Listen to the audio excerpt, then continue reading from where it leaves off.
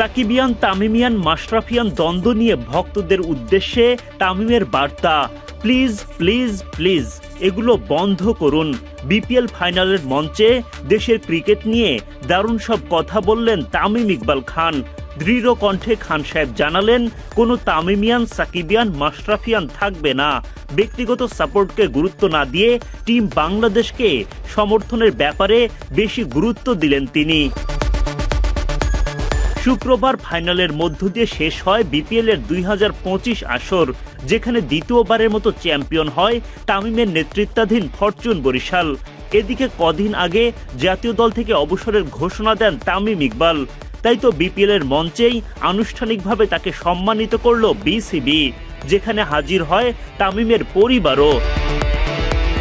তামিমের হাতে বিশেষ উপহার তুলে দেন যুব ও ক্রীড়া উপদেষ্টা আসিফ মাহমুদ সজীব ভুইয়া, বিসিবি সভাপতি ফারুক আহমেদরা।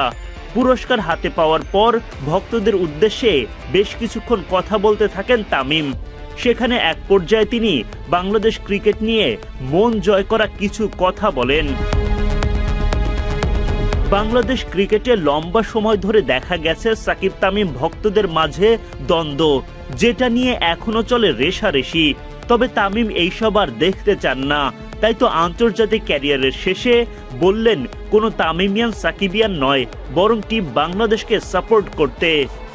তামিম বলেন, কোনো তামিমিয়ান সাকিবিয়ান মাশরাফিয়ান নাই, শুধুমাত্র একটাই সাপোর্টার থাকবে, সেটা বাংলাদেশ।